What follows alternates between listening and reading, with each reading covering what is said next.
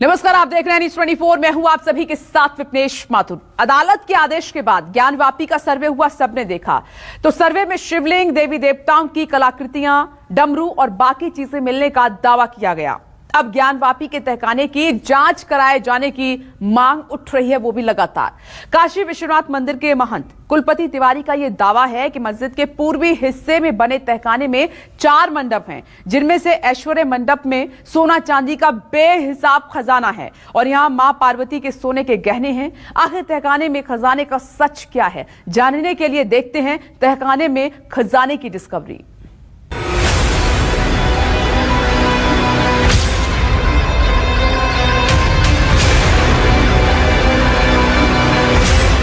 ज्ञानवापी के तहखाने में मां पार्वती का खजाना।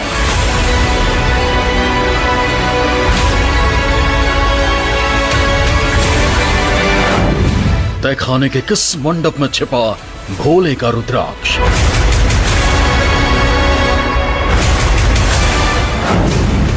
ज्ञानवापी के ऐश्वर्य मंडप में मां पार्वती के गहने का राज।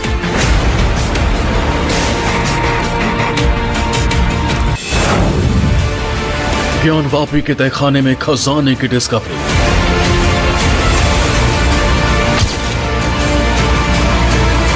ज्ञानवापी के तहखाने में कुल कितना खजाना छिपा है? तहखाने के किस हिस्से में मां पार्वती के गहने रखे हैं? भगवान शंकर का रुद्राक्ष किस मंडप में मिलेगा? इन तमाम सवालों के जवाब जानने के लिए ज्ञानवापी के तहखाने की जांच करने की मांग उठी है, क्योंकि विश्वनाथ मंदिर के महंत कुलपति तिवारी ने बहुत बड़ा दावा किया है। इनका दावा है कि ज्ञानवापी के तहखाने में बेहिसाब खजाना भरा पड़ा है। इतना खजाना कि देखकर हर कोई चौंक जाएगा। इनके मुताबिक तहखाने में कुल 4 मंडप हैं और ऐश्वर्य मंडप में ही खजाना छिपा है। आदेश मिल जाने ये खजाना भी मिल जाएगा। क्या है उस तहखाने में? अब तहखाने में क्या मिलेगा? पार्वती के जेवरात मिलेंगे, पार्वती के सब मिलेंगे। भगवान शंकर तो रुद्राक्ष पहनते थे सर पे। मैं तो जितना किन्नर बानर भालू सब तो अंदर उनके देवी कहाँ है? सब वही ना भूत प्रेत गए, वही सब तो है वहाँ पर। महंत कुलपति तिवारी के दावे में आखिर कितना दम है और कैसे ज्ञानवापी के तहखाने में इतना खजाना पहुंचा होगा? हमने यही जानने के लिए बनारस हिंदू यूनिवर्सिटी के प्रोफेसर और जाने माने आचार्य से इसे समझने की कोशिश की। पता चला कि ऐसा होना संभव है और ऐश्वर्य मंडप में मां पार्वती के सोने चांदी और हीरे जड़ित गहने हो सकते हैं।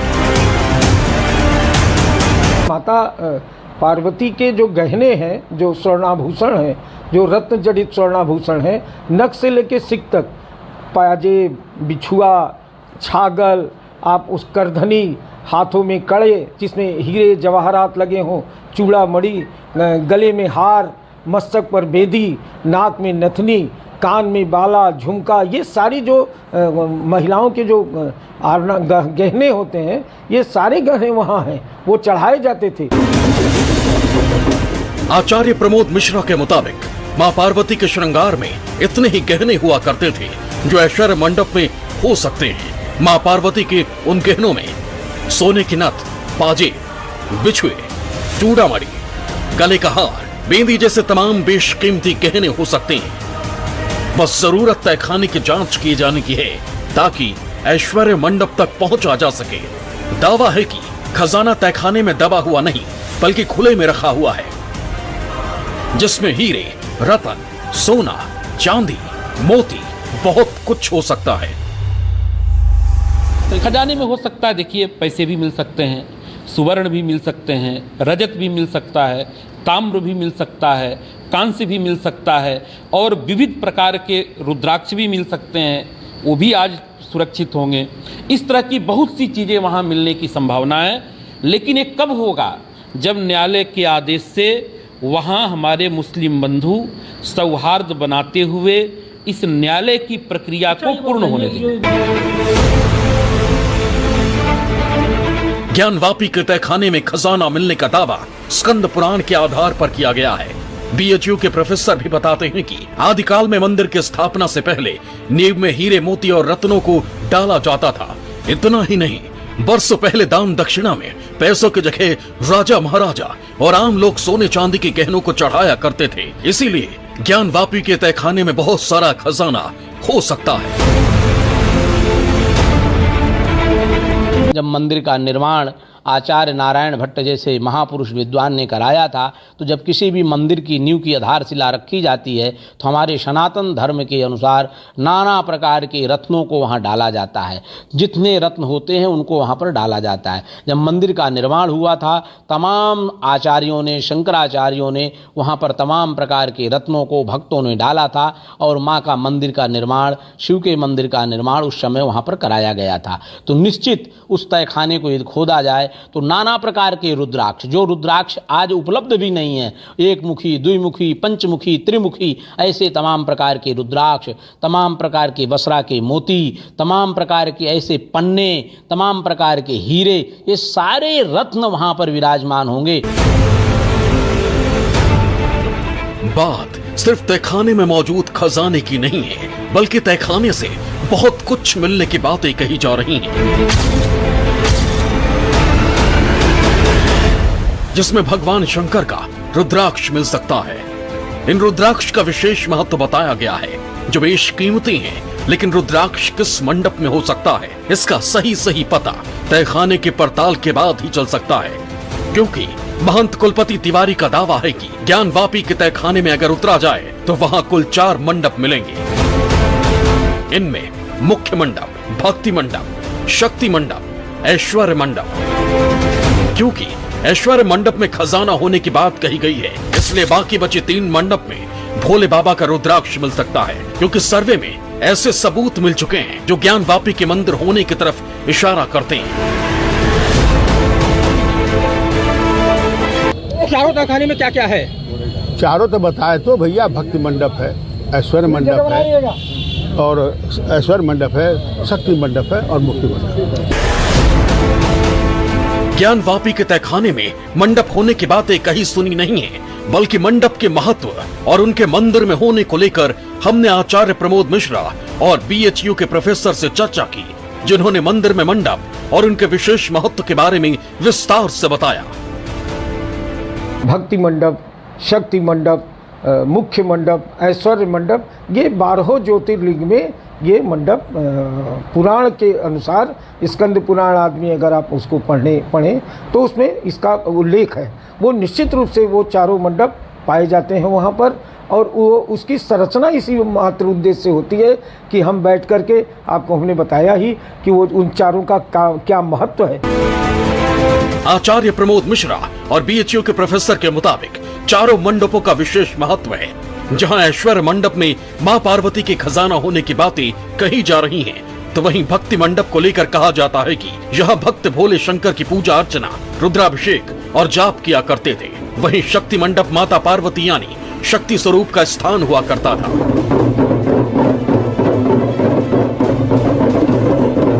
भक्ति मंडप है कि वहाँ पर बैठ करके जो साधक, जो भक्त उपासना आराधना करता था, उसको 1000 गुना फल प्राप्त होता था। इसलिए भक्ति मंडप पे भी लोग वहाँ पर बैठते थे।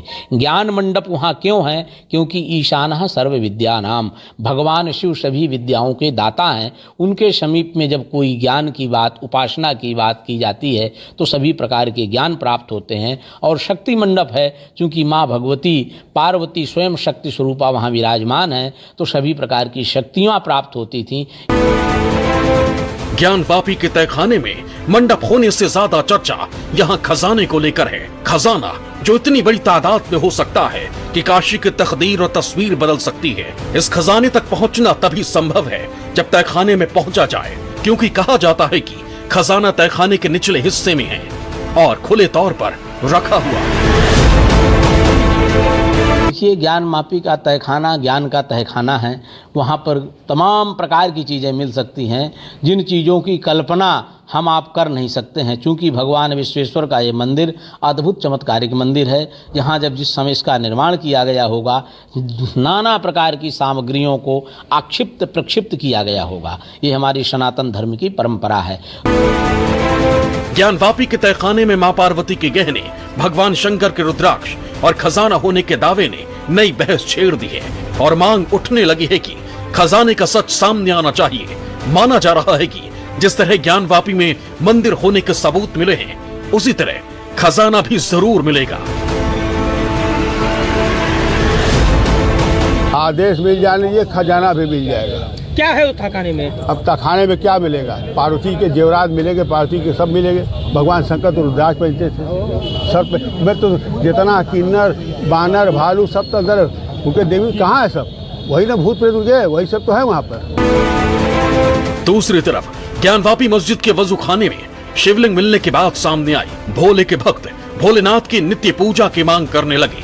काशी विश्वनाथ मंदिर न्यास के अध्यक्ष प्रोफेसर नागेंद्र पांडे ने कहा कि अगर प्राण प्रतिष्ठित ज्योतिर्लिंग के भोग और पूजन की व्यवस्था नहीं होती तो देश पर संकट आ सकता है। जो भी मूर्ति प्राण प्रतिष्ठा की जाती है तो वो जीवित व्यक्ति की तरह से प्राण तत्व उसमें विराजमान रहता है, और ऐसे प्राण तत्व विराजमान जीवित मूर्ति अगर कहीं हमको मिलती है तो उसको ऐसे ही ईंट पत्थर की तरह से निर्जीव समझकर नहीं फेंक देना चाहिए। विधिवत उसको स्थापित करना चाहिए, विधिवत उसकी पूजा भोग अर्चना सारी चीज़ें होनी चाहिए। तो अगर ऐसा नहीं होता है तो जितने लोग उसमें सहभागी होंगे सब वो पाप के भागी होंगे, सबको प्रायश्चित करना पड़ेगा और बहुत बड़ा भयंकर दोष होता है। न्यायालय के में जो निर्णय है वो होता रहे, लेकिन उस मूर्ति का अपमान न हो, उस मूर्ति का पूजन होते रहना चाहिए ताकि उससे कोई क्षति, कोई दोष, कोई श्राप न शंकर जी का इस बनारस को लग जाए। इसलिए जरूरी है कि उसका अर्चन पूजन होता रहे। इतिहासकार भी दावा करते हैं कि आज जहां मस्जिद है वहां पहले शिव जी का बहुत विशाल मंदिर था, लेकिन मध्यकाल में इसे तोड़कर यहां मस्जिद बना दी गई। हिंदू पुराणों में काशी के विशालकाय मंदिर में आदिलिंग के रूप में अविमुक्तेश्वर शिवलिंग स्थापित है, लेकिन मां पार्वती के गहनों बाबा भोले के रुद्राक्ष और तहखाने में खजाना होने का सच तभी सामने आ सकता है जब यहाँ की जांच शुरू हो और तहखाने के उन मंडप तक पहुंचा जाए जिनके होने का दावा किया जा रहा है। Desk discovery news 24। तो ज्ञानवापी का पूरा सच ज्ञानवापी के तहखाने में छिपा है। वो तहखाना जिसे कुछ लोग प्राचीन काशी विश्वनाथ मंदिर का गर्भगृह मानते हैं, तो कुछ लोगों का यह दावा है कि प्राचीन मंदिर के अवशेष भगवान शिव, देवी पार्वती, भगवान गणेश की खंडित प्रतिमाएं ज्ञानवापी के तहखानों में तालों में बंद हो सकते हैं। ज्ञानवापी मंदिर है, मस्जिद है या ज्ञान का कुआं है? इस पर आम आदमी से लेकर अदालत तक में बहस हो रही है, सर्वे शुरू हो गए हैं, लेकिन ज्ञानवापी का पूरा सच ज्ञानवापी के तहखाने में छिपा है। वो तहखाना जिसे प्राचीन लोग प्राचीन काशी विश्वनाथ मंदिर का गर्भगृह मानते हैं। तो कुछ लोगों का दावा है कि प्राचीन मंदिर के अवशेष भगवान शिव, देवी पार्वती, भगवान गणेश की खंडित प्रतिमाएं और मंदिर से जुड़े कई धार्मिक चिन्ह वाले पत्थर और खंबे ज्ञानवापी के तहखाने में तालों में बंद हो सकते हैं। काशी हिंदू विश्वविद्यालय के सूचना विभाग से जुड़े रहे फोटोग्राफर और इतिहासकार राम प्रसाद सिंह ने दावा किया है कि उनके पास काशी विश्वनाथ परिसर और ज्ञानवापी से जुड़ी सैकड़ों पुरानी तस्वीरें हैं। इनमें से कई तस्वीरें ऐतिहासिक हैं और कई ऐसी हैं जो उन्होंने खुद खींची हैं। या इसको आप गौर से देखिए, ये पश्चिम और दक्षिण का ये पोर्शन है। इसको क्या कहेंगे देख के? अगर इसको आप डिटेल में देखना है तो आप ये देखिए, इसको आप क्या कहेंगे? मस्जिद का सबूत है क्या? इसको आप क्या कहेंगे? मस्जिद का सबूत है क्या? काशी के फोटोग्राफर राम प्रसाद सिंह का दावा है कि करीब 30 साल पहले ज्ञानवापी परिसर में कड़े प्रतिबंध लगा दिए गए, लेकिन उससे पहले ना तो मस्जिद के अंदर जाना मुश्किल था और ना ही फोटोग्राफी करना। राम प्रसाद सिंह का दावा है कि उन्होंने ज्ञानवापी परिसर का हर हिस्सा अपनी आंखों से देखा है। वहां क्या क्या है उन्हें सब पता है। इसलिए राम प्रसाद सिंह ने दावा किया है कि अगर ज्ञानवापी परिसर के तहखाने का दरवाजा खुल गया तो कई राज बाहर आ जाएंगे। हम तहखाने का भी आपको फोटो दिखाते हैं। एक ही फोटो हमारे पास उपलब्ध है। ये है तहखाने का वो फोटो। ये पत्थरों के अवशेष रखे गए हैं और साफ साफ दिखाई देते हैं, चूंकि बहुत बड़े हैं। ये पत्थर बहुत बड़े बड़े रखे गए हैं। बहुत बड़ा तहखाना भी है और तहखाने में कोई छोटा वो नहीं है। और उस सबूत क्या है? जो पत्थर रखे गए हैं, उन टूटे फूटे पत्थरों में जो कलाकृतियां, जो डिजाइन, जो चिन्ह बने हुए हैं, वर्तमान में जो ढांचा खड़ा है उसमें भी वही है। या जो कलाकृतियां उकेरी जाती हैं, पंखुड़ियां, कमल की पंखुड़ियां उकेरी गई, सूर्य के ग्लोब बनाए गए, वह सब चीज़ें जो है वो उसमें मौजूद हैं। नीचे तहखाने में जो टूटे फूटे पत्थर हैं उसमें भी मौजूद है, और जो वर्तमान में ढांचा है उसमें भी बना है। वर्तमान में जो ढांचा है, ये जरा सा आप देखिए साथ में, ये ढांचा क्या कहता है? ये मंदिर का है या मस्जिद का है? वर्तमान में मौजूद है ये ढांचा। हमारा सबूत यही है, कंप्लीट ढांचा, कंप्लीट मंदिर, कंप्लीट तहखाना वो मंदिर का ही पार्ट है।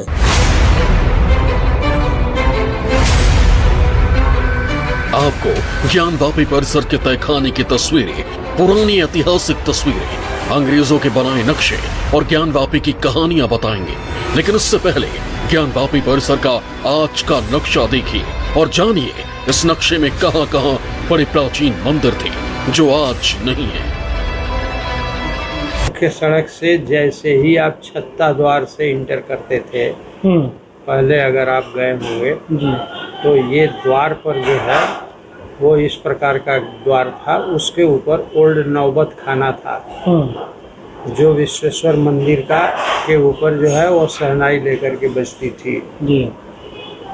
ठीक है, ये नौबत खाना। उसके अंदर जैसे ही आप घुसते हैं, सामने अभिमुक्तेश्वर महादेव का मंदिर था यहाँ पर। इसके पहले ही यहाँ दाहिनी तरफ आप सीढ़ी चढ़ करके इधर जाते हैं जब, तो ये पश्चिम तरफ कोने में वीरभद्रेश्वर का मंदिर था। ये बहुत बड़ा मंदिर था जिसको तोड़ दिया गया है। इसके बाद आगे आप चलते हैं तो ये श्रृंगार गौरी और गणेश का ये पंच मंडप था। ये मंडप बहुत बड़ा था। एक एक करके ज्ञानवापी और काशी विश्वनाथ परिसर की कुछ ऐतिहासिक तस्वीरें देखिए। ये ज्ञानवापी के प्राचीन ज्ञानकूप की तस्वीर है जिसे 1900 के आसपास कैमरे में कैद किया गया। इस तस्वीर के साथ लंदन के KMA शेरिंग की किताब secret city of the Hindus में भी ज्ञानवापी की एक कहानी लिखी गई है। 18 अप्रैल 1669 में औरंगजेब ने विश्वनाथ मंदिर पर हमला करने का फरमान जारी किया। उसकी सेना ने मंदिर को पूरी तरह से ध्वस्त कर दिया, लेकिन इसमें विराजित स्वयंभू ज्योतिर्लिंग को बचा लिया गया, क्योंकि उस दिन भगवान की रक्षा मंदिर के महंत कर रहे थे। हमलावर सेना को आता देख महंत शिवलिंग को लेकर ज्ञानवापी कुंड में कूद गए।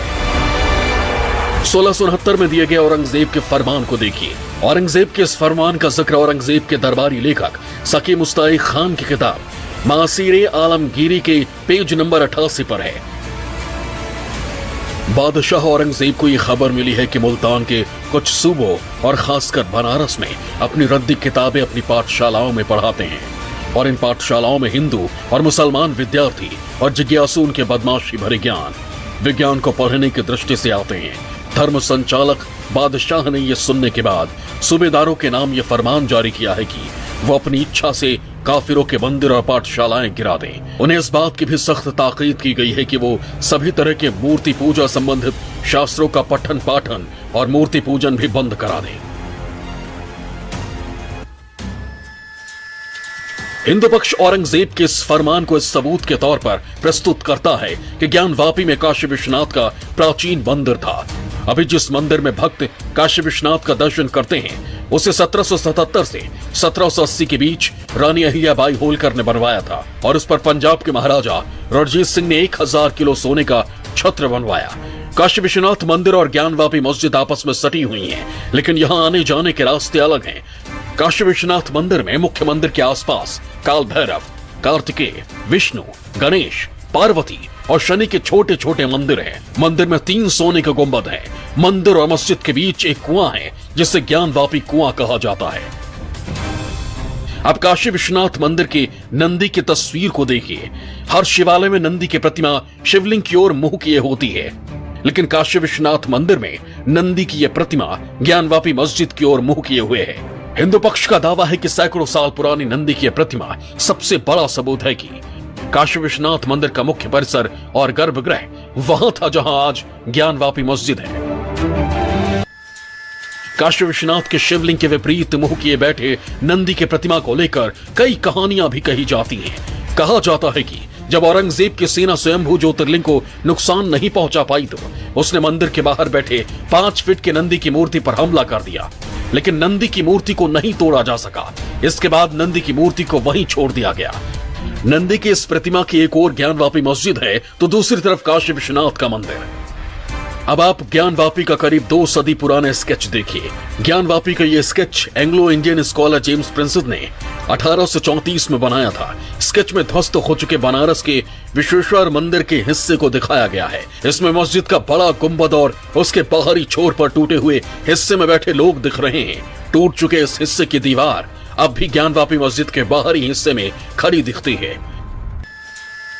फोटोग्राफर और ज्ञानवापी की जानकारी रखने का दावा करने वाले डॉक्टर राम प्रसाद सिंह का दावा है कि उन्होंने ज्ञानवापी मस्जिद के गेट नंबर 4 के अंदर घंटा, स्वास्तिक और कमल के फूल की आकृतियां हैं। तहखाने में खंडित प्रतिमाएं भी हो सकती हैं। अब मामला कोर्ट में है। 10 की डिस्कवरी, न्यूज़ 24।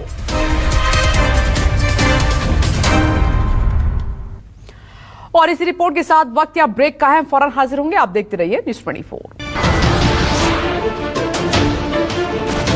नमस्कार, मैं हूं मानक गुप्ता।